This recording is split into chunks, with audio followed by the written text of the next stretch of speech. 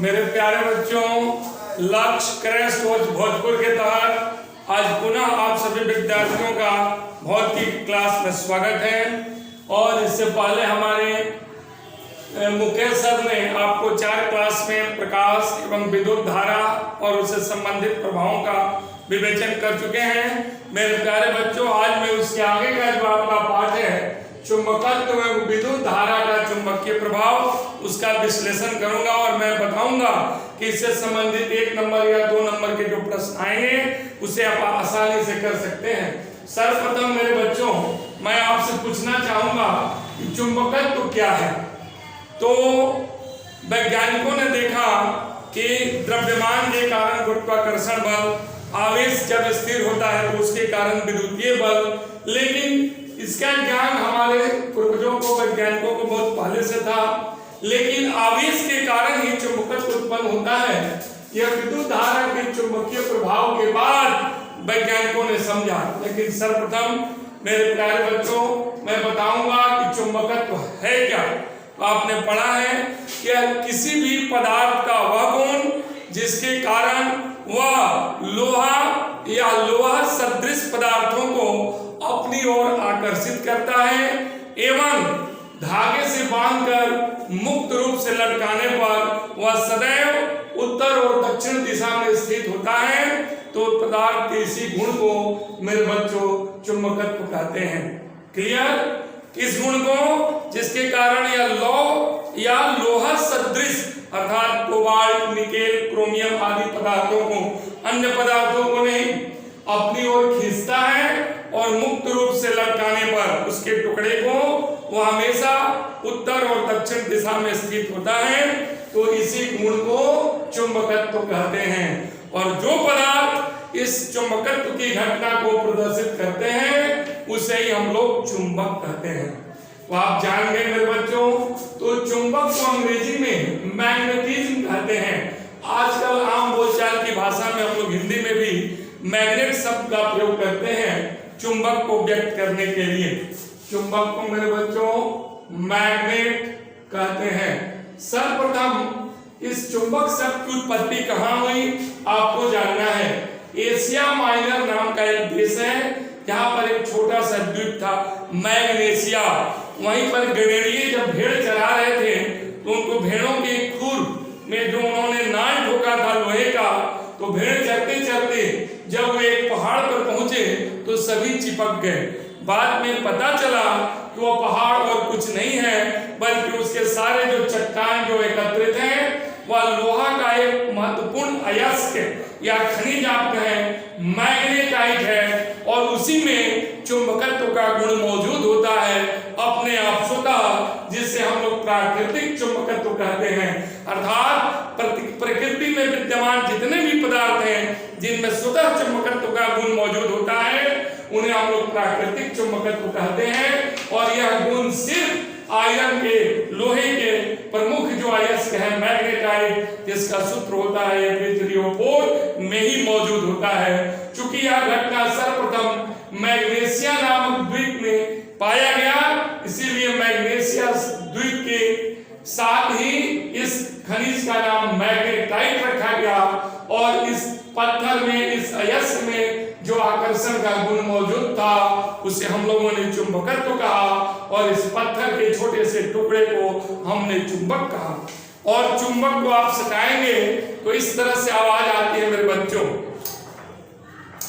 अर्थात इसीलिए इस चुंबक को चुम्मा लेने वाला, ऐसा पत्थर जो चुम्मा लेता हो, लगता है जैसे किस कर रहा है, इसीलिए इसका नाम है चुंबक। तो अंग्रेजी में हम लोग चुंबक को मेरे बच्चों किसिंग स्टोन भी कहते हैं। और चूंकि हमारे पूर्वज लोग यह हमेशा उत्तर और दक्षिण दिशा में लटकता है, तो दिशा का ज्ञान के लिए भी इस पत्थर का प्रयोग करते थे, इस चुंबक का प्रयोग करते थे।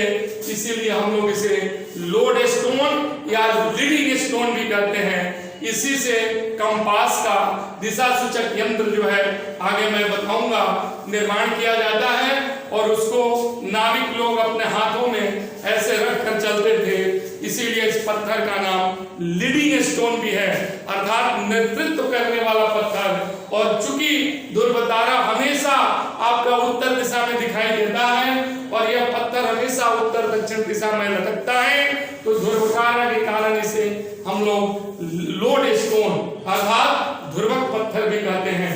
अब आ जाइए मेरे बच्चों, चुंबकत्व आपने समझ लिया, लेकिन बाद में वैज्ञानिकों ने देखा कि जब भी किसी चालक से विद्युत धारा प्रवाहित होता है तो विद्युत धारा का प्रवाह क्या है?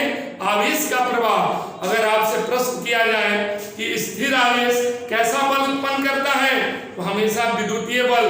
लेकिन गतिशील आवेश कैसा बल उत्पन्न करता है मेरे बच्चों? तो आप विद्युतीय न लिखकर लिखेंगे चुंबकीय बल। और कैसा क्षेत्र उत्पन्न करता है? तो चुंबकीय क्षेत्र उत्पन्न करता है। और उसके बाद से हमारा कृत्रिम चुंबकत्व का विकास हुआ और कृत्रिम चुंबकत्व का जो निर्माण हुआ उसके बनाया गया, उसके लिए हमारा चुंबक का एक नया प्रकार बना कृत्रिम चुंबक, जिसे हम लोग विद्युत चुंबक के नाम से भी जानते हैं। विद्युत चुंबक को मेरे बच्चों हम लोग कृत्रिम चुंबक भी कहते हैं। यह मूलतः क्या है? तो लौह चुंबकीय पदार्थ, तो लोहा जो है चुंबकत्व का गुण को प्रदर्शित करने वाला मूल भाग है।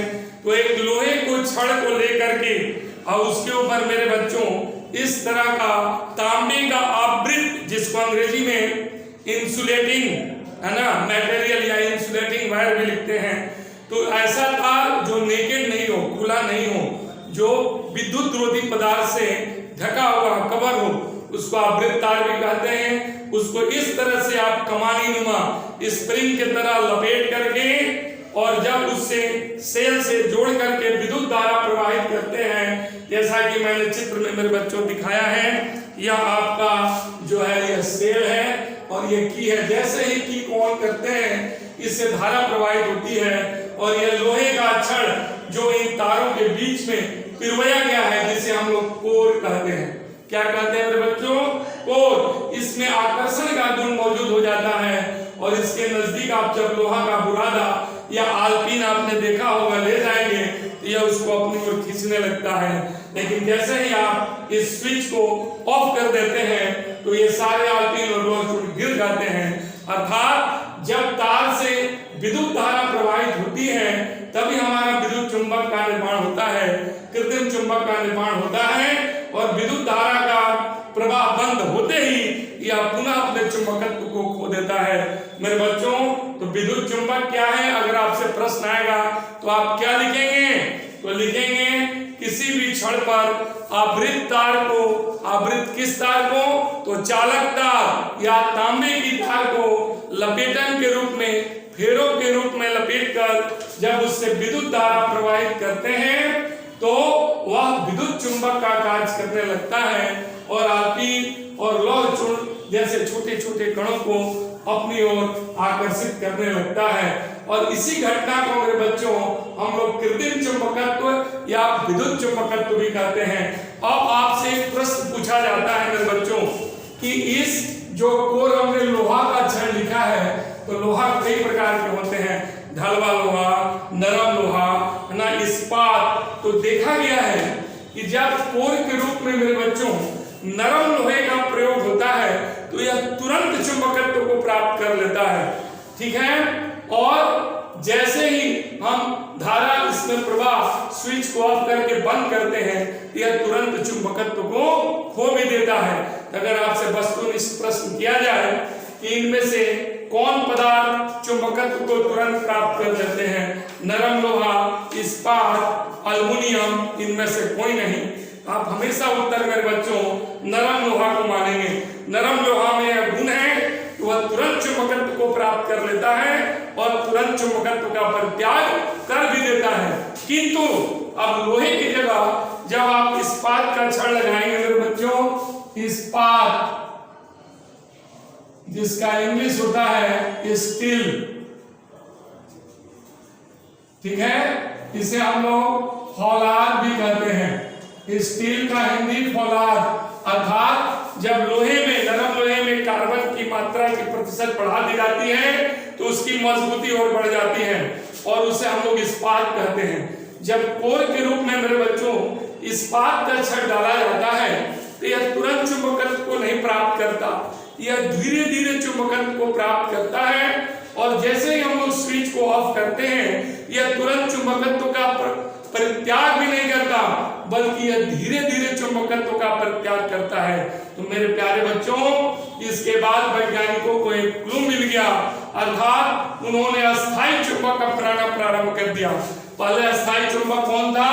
प्राकृतिक चुंबक। इसमें चुंबकत्व के गुण हमेशा मौजूद होते हैं, लेकिन इसकी चुंबकीय शक्ति जो है कमजोर होती है। व्यक्ति अपने जो आवश्यकता अनुसार अपने उद्योग कल कारखानों में आवश्यकता अनुसार इसकी चुंबकीय शक्ति का परिवर्तन नहीं कर पाता है, अतः इसका प्रयोग कल कारखानों इत्यादि उद्योग धंधों में नहीं किया जाता। लेकिन जैसे ही विद्युत चुंबकत्व का विकास हुआ और पाया गया कि हमारा स्टील जो है, इस्पात यह धीरे धीरे चुंबकत्व को प्राप्त करता है और विद्युत धारा का प्रवाह बंद करने के बाद भी बहुत देर तक चुंबकत्व को बनाए रखता है, अतः इसी से हम लोगों ने अस्थायी चुंबक बनाना शुरू किया और इसकी चुंबकीय शक्ति को हम लोग आवश्यकता अनुसार परिवर्तित भी करते हैं। इसीलिए मेरे प्यारे बच्चों, इस्पात की छड़ की मदद से ही हम लोग कल कारखानों और उद्योग धंधों में विभिन्न आकृतियों का विद्युत चुंबक बना करके और उसका उपयोग करते हैं। तो आप याद रखेंगे मेरे बच्चों, अस्थायी चुंबक बनाने के लिए किसका प्रयोग होता है? तो इस्पात का प्रयोग होता है। कल कारखानों में किस चुंबक का प्रयोग होता है? तो विद्युत चुंबक का प्रयोग होता है। और प्राकृतिक चुंबक और विद्युत चुंबक में क्या अंतर है? तो इसकी आकृति हम लोग अपनी इच्छा अनुसार बदल सकते हैं। इसकी चुंबकीय शक्ति को कृत्रिम चुंबक या विद्युत चुंबक के चुंबकीय शक्ति को हम लोग आवश्यकता अनुसार परिवर्तित कर सकते हैं और इससे हम लोग मजबूत चुंबकीय क्षेत्र का भी निर्माण कर सकते हैं। किंतु मेरे प्यारे बच्चों, प्राकृतिक चुंबक का आकार अनियमित होता है, इसकी चुंबकीय शक्ति कमजोर होती है, अतः इसका प्रयोग उद्योग धंधों या अन्य जो है प्रायोगिक उपयोग के रूप में नहीं किया जा सकता। और आइए मेरे प्यारे बच्चों, मैं आपको संक्षेप में बता दूं कि चुंबक कितने प्रकार के होते हैं। तो मैं बता दिया, प्राकृतिक चुंबक, विद्युत चुंबक। अब विद्युत चुंबक को हम लोग मूल रूप से 3 रूपों में बांटते हैं: छड़ चुंबक, सुई चुंबक और नाल चुंबक। छड़ चुंबक आपने देखा होगा बेटा, जैसे हमारा यह मार्कर है, बेलनाकार छड़ के टुकड़े के रूप में या आयताकार छड़ के टुकड़े के रूप में आपने अपने घर में ग्रिल वगैरह देखा होगा, चौड़ा भी है और सर्टेन मोटाई का भी है, निश्चित मोटाई का भी है। तो उस तरह का वो आयताकार छड़ हो गया। और ये अगर गोलीय इसका अनुप्रस्थ काट का क्षेत्रफल अगर गोल है तो वह हमारा बेलनाकार छड़ हो गया। इस आकृति के जो चुंबक होते हैं उन्हें हम लोग छड़ चुंबक कहते हैं। क्लियर? और इसका उपयोग हम लोग मूल रूप से प्रायोगिक दृष्टिकोण से करते हैं। और यह जो दूसरा चुंबक है मेरे प्यारे बच्चों, सुई चुंबक। यह चुंबक आपने देखा है जो बीच में मोटा और अपने दोनों किनारों पर क्या है बेटा? नुकीला अर्थात पतला। तो सुई चुंबक क्या है बेटा? तो वह चुंबक जो बीच में मोटा और अपने सिरों पर नुकीला हो, उसे हम लोग सुई चुंबक कहते हैं। और इस चुंबक का मेरे बच्चों मूल रूप से प्रयोग कंपास, जिसे हम लोग दिशा सूचक यंत्र कहते हैं, इसे हल्के हल्के सुई चुंबक बना करके एक डिबिया में एक धुरी पर इसे रख कर हम लोग फ्री घूमने के लिए छोड़ देते हैं और वही डिबिया हमारा कंपास कहलाता है। और इससे हम लोग दिशा या अपने आसपास विद्युतीय क्षेत्र मौजूद है कि नहीं, वहां उस कंपास के डिबिया को रख करके अगर उसमें अब विक्षेप हो रहा है, उसके ध्रुवों में उत्तरी ध्रुव इधर उधर भाग रहे हैं, तो मतलब कि वहां चुंबकीय क्षेत्र मौजूद है। तो चुंबकीय सुई का प्रयोग चुंबकीय क्षेत्र की पहचान करने और दिशा का ज्ञान प्राप्त करने में किया जाता है मेरे बच्चों। और तीसरा महत्वपूर्ण जो चुंबक का प्रकार है वह नाल चुंबक। आपने देखा होगा कि घोड़े के जो खुर होते हैं उसमें लोहे का इस तरह का हम लोग उसमें नाल ठोक देते हैं और इस प्रकार या इसी यू आकार का, अर्थात आप संक्षेप में कह सकते हैं कि यू आकार के चुंबक को ही नाल चुंबक कहते हैं। और इसका प्रयोग हमारे मेरे बच्चों कई विद्युतीय और चुंबकीय उपकरणों को बनाने में किया जाता था। पहले हमारे घर में जो कॉल बेल लगे होते थे उसमें भी हमारा जो है यू चुंबक का प्रयोग होता था, लेकिन आजकल इलेक्ट्रॉनिक्स का युग है, सेमीकंडक्टर अर्धचालक के उपकरणों के द्वारा हमारे छोटे छोटे जो है कॉल बेल इत्यादि बनाए जा सकते हैं। और मेरे प्यारे बच्चों, आजकल हमारे वैज्ञानिक जो है चुंबक को ये वलय के रूप में आपने चूड़ी देखा होगा, बीच में खोखला और उसके परिधि पर जो है पदार्थ की मात्रा मौजूद हो, तो ये वलयाकार चुंबक और ये एकदम गोल वृत्ताकार ठोस आकार का चक्ति के रूप में जो चुंबक भी बनाए जाते हैं और इनका उपयोग स्पीकर, माइक्रोफोन, लाउड स्पीकर इत्यादि विभिन्न यंत्रों में किया जाता है। तो आप मेरे प्यारे बच्चों आप जान गए कि चुंबक के प्रकार कितने होते हैं। अब मैं आपको बताऊंगा कि क्षण चुंबक जो है यह मूल रूप से इसके कौन कौन से गुण हैं।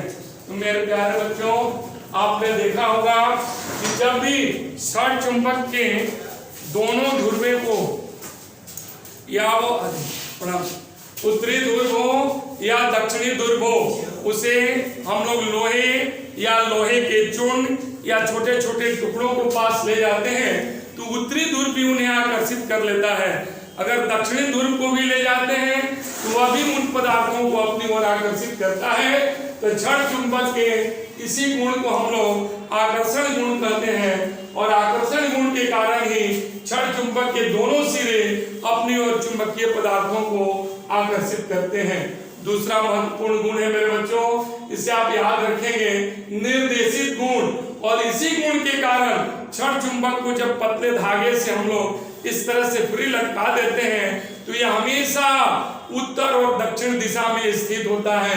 निर्देशित करने का मतलब होता है कि इसकी दिशा निश्चित करना, और क्षण चुंबक का एक महत्वपूर्ण गुण है कि यह हमेशा उत्तर और दक्षिण दिशा में ही स्थित होता है। क्यों स्थित होता है यह आप कुछ कक्षा में मेरे बच्चों पढ़ेंगे। और तीसरा गुण है युग्म का गुण।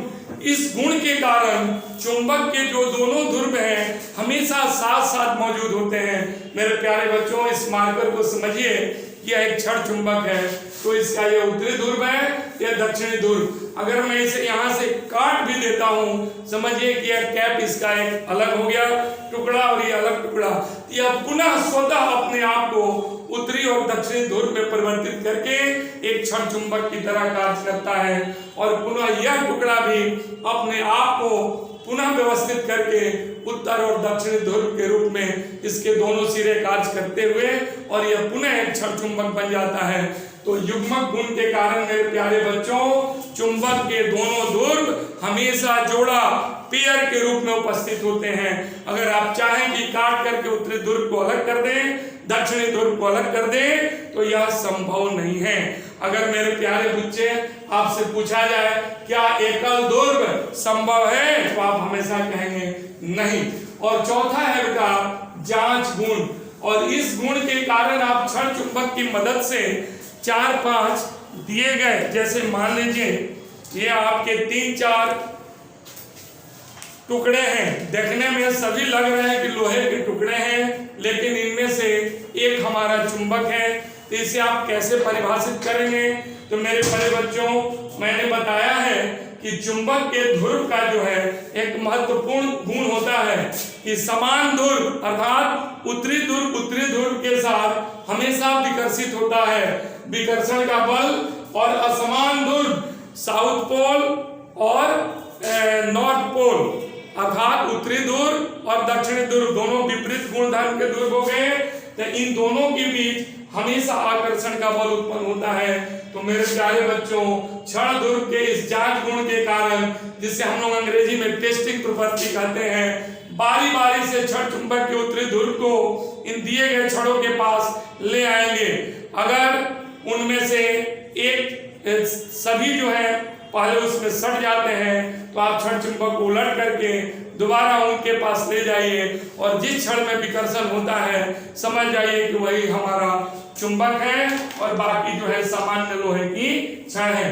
अब मेरे प्यारे बच्चों, इसका जो अंतिम गुण है प्रेरण का गुण, जिसे हम लोग इंडक्टिव प्रॉपर्टी कहते हैं, इस गुण के कारण कहता है मेरे बच्चों कि अगर आप एक साधारण लोहे के टुकड़े को क्षण चुंबक के साथ बहुत दिन तक छोड़ देते हैं तो इस क्षण चुंबक के प्रभाव से यह लोहे का टुकड़ा भी क्षण चुंबक में परिवर्तित हो जाता है और यही गुण क्षण चुंबक का प्रेरण गुण कहलाता है।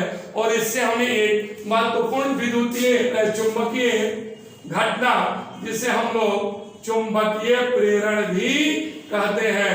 अगर मेरे प्यारे बच्चों आपसे 2 अंक के प्रश्न में यह पूछा जाए कि चुंबकीय प्रेरण से क्या समझते हैं तो आप लिखेंगे वह घटना जिसके द्वारा एक लोहे के छड़ को एक क्षण चुंबक के साथ कुछ समय तक छोड़ देने से वह पुनः क्षण चुंबक में परिवर्तित हो जाता है, हमारा चुंबकीय प्रेरण कहलाता है।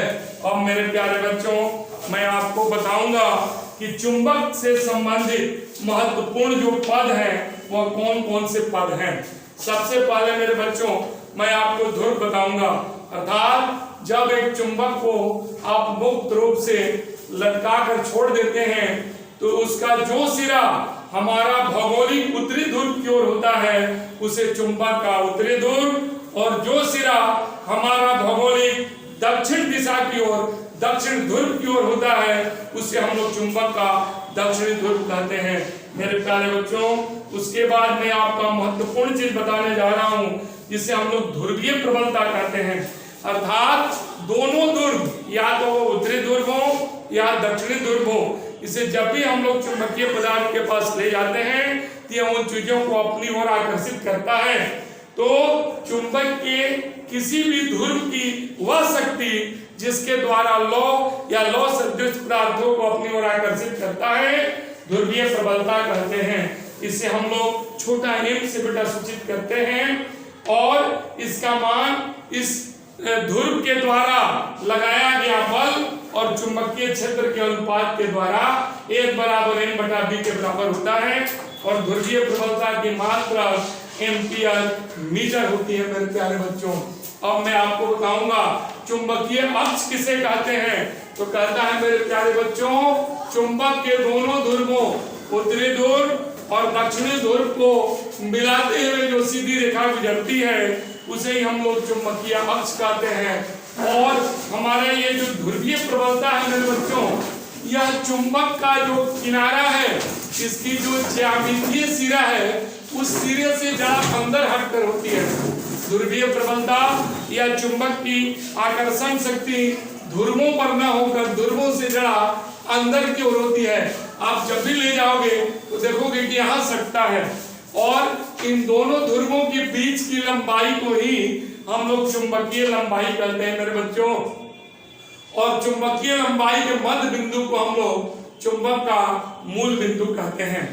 अब मेरे बच्चों चुंबकीय क्षेत्र क्या है? क्षेत्र मतलब इलाका, अर्थात किसी भी चुंबक के चारों ओर का वह स्थान जगह या क्षेत्र जिसके अंदर आप चुंबकीय बल महसूस करते हैं उन सारे स्थान को उन सारे जगह को उस चुंबक का चुंबकीय क्षेत्र कहते हैं मेरे बच्चों।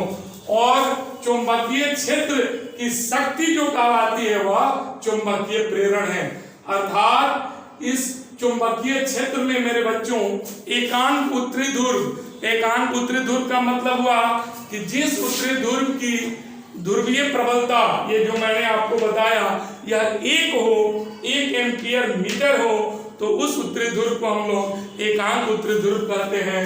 और एकांक उत्तरी ध्रुव मेरे बच्चों चुंबकीय क्षेत्र में रखने पर जितना बल महसूस करता है उसी बल को हम लोग है ना चुंबकीय क्षेत्र या चुंबकीय प्रेरण कहते हैं।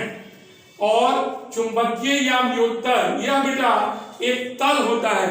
जैसे अगर आप कोई कॉपी ले लें आयताकार कोई भी तल, अगर यह तल हमारा चुंबक के ध्रुव पर जो है उसके मूल बिंदु से गुजरे, इस तरह से मान लीजिए यह एक क्षण चुंबक है और यह एक तल है बेटा जो इसके मध्य बिंदु या चुंबकीय ध्रुव मूल बिंदु से गुजरता है और चुंबक के अक्ष पर लंब होता है, तो इसी आयताकार तल को हम लोग मेरे बच्चे चुंबकीय या व्युत्तर कहते हैं।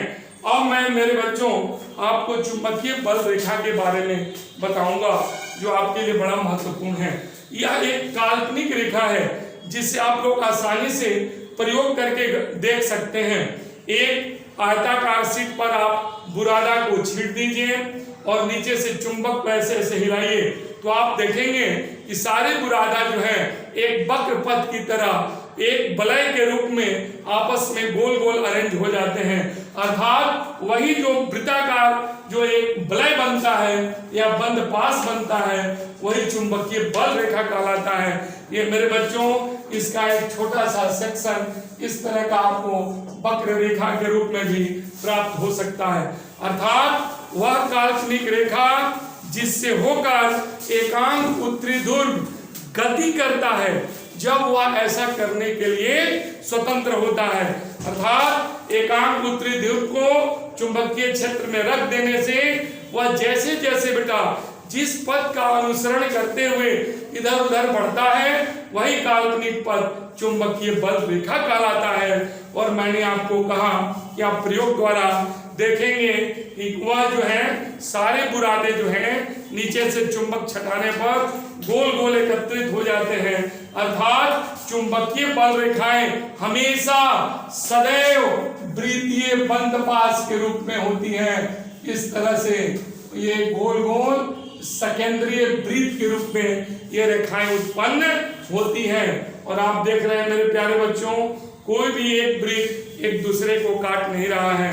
पुनः मैं आपको बता दूं कि अगर ये आप छड़ चुंबक है इसको ऐसे रखते हैं तो इससे चुंबकीय बल रेखा कैसे निकलेगी।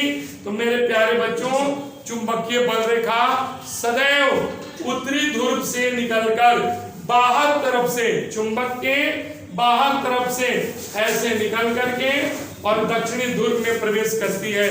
पुनः मेरे प्यारे बच्चों दक्षिणी ध्रुव से उत्तर ध्रुव की ओर यह रेखा जो है ऐसे सीधे चली जाती है। अर्थात चुंबक के अंदर चुंबकीय बल रेखा सीधी रेखा में गति करती है और चुंबक के बाहर वक्र रेखा में गति करती है, लेकिन पुनः एक बंद पास बनाती है मेरे प्यारे बच्चों। और इस प्रकार आप देखेंगे कि चुंबक के अंदर चुंबकीय बल रेखाएं एक दूसरे से सटे सटे और समानांतर होती हैं। इसीलिए चुंबकीय क्षेत्र की जो तीव्रता होती है चुंबक के अंदर अधिक और चुंबक के बाहर हमारा चुंबकीय बल रेखाएं विरल और एक दूसरे से फैले फैले होती है। तो यहाँ पर हमारा चुंबकीय क्षेत्र की तीव्रता मेरे बच्चों कम होता है। और दो चुंबकीय बल रेखाएं छड़ चुंबक की स्थिति में भी आप देख रहे हैं और यहाँ भी देख रहे हैं कभी एक दूसरे को प्रतिच्छेद नहीं करती हैं। और पुनः जहां पर इनकी संख्या अधिक और एक दूसरे से सटे सटे रहती है मेरे प्यारे बच्चों तो उस बिंदु पर चुंबकीय क्षेत्र की प्रबलता या शक्ति जिसे हम लोग चुंबकीय प्रेरण बी से सूचित करते हैं अधिक होती है। और जहां पर चुंबकीय बल रेखाएं एक दूसरे से फैली फैली रहती हैं उसे हम लोग वहां पर चुंबकीय क्षेत्र की तीव्रता या चुंबकीय क्षेत्र या चुंबकीय प्रेरण का मान कम होता है। और पुनः मेरे प्यारे बच्चों जो इसका अंतिम गुण कहिए और मूल गुण चुंबकीय बल रेखा के किसी भी बिंदु पर अगर आप इस तरह से जैसे यह चुंबकीय बल रेखा घूम रही है मेरे प्यारे बच्चों वामावर्त दिशा में एंटी क्लॉकवाइज तो किसी भी बिंदु पर अगर आप जो स्पर्श रेखा खींचेंगे तो यह स्पर्श रेखा हमेशा चुंबकीय क्षेत्र की दिशा या चुंबकीय प्रेरण की दिशा को बतलाता है।